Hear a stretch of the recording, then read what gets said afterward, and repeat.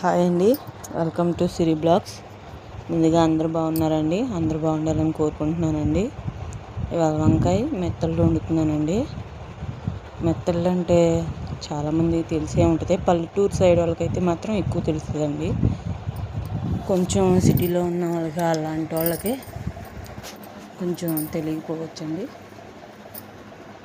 కానీ మెత్తళ్ళు అంటే మాత్రం సూపర్ టేస్ట్ అండి. వంకాయలో కానీ లేదంటే టమాటా అయినా వేసుకుని వండుకోవచ్చండి. కానీ కొంచెం ఫస్ట్ వాటిని నీట్గా క్లీన్ చేసుకున్నాక లైట్గా నూనెలో కొంచెం వేపుకోవాలండి. అలా వేపుకుంటే మనం కూరలో ఉడికిన ముక్క పీస్ అవ్వకుండా చక్కగా ముక్కలాగా ఉంటుందండి. తర్వాత ఉల్లిపాయ, పచ్చిమిరపకాయ, టమాటా పెట్టేసుకుని వంకాయ ముక్కలు వేసుకుని కొంచెం ఉప్పు, పసుపు వేసేసుకున్నాక మెత్తళ్ళు కూడా వేసుకుంటే ఒక 5 నిమిషాలు మగ్గనిచ్చారనుకోండి. ఉప్పు, పసుపు వేసాం కాబట్టి ముక్కలకు బాగా పట్టిద్దండి. తర్వాత మెత్తళ్ళు కూడా వేసుకుని కొంచెం కారం వేసుకుని కూడా మళ్ళీ ఒక 2 నిమిషాలు మగ్గనివ్వాలండి. తర్వాత వాటర్ పోసుకోవాలి. మా సైడ్ అంటే మాకు బందర్ సైడ్ అండి, బీచ్ కదా, మాకు ఎక్కువ ఉప్పు చేపలు అలాంటివి బాగా దొరుకుతాయండి. ఉప్పు చేపలు, ఎండు చేపలు, రొయ్యలు అలాంటివి బాగా దొరుకుతాయండి. నేను అమ్మ వాళ్ళ ఇంటికి వెళ్ళినప్పుడల్లా ముందే తెచ్చిపెట్టుకుంటాను.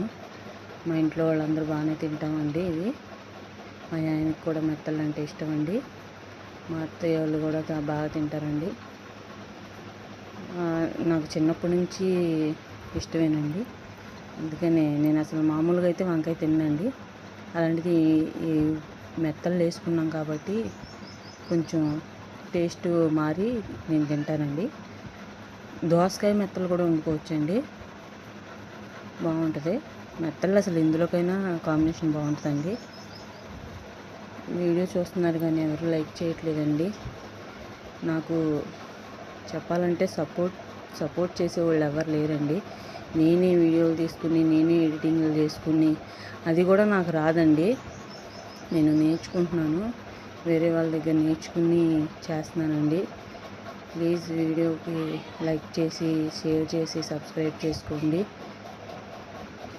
వేడి అన్నంలో చక్కగా వేసుకుని తింటే అసలు ఎంత బాగుంటుందండి. మెత్తళ్ళు చాలా బాగుంటాయండి. థ్యాంక్ యూ అండి, ఉంటాను.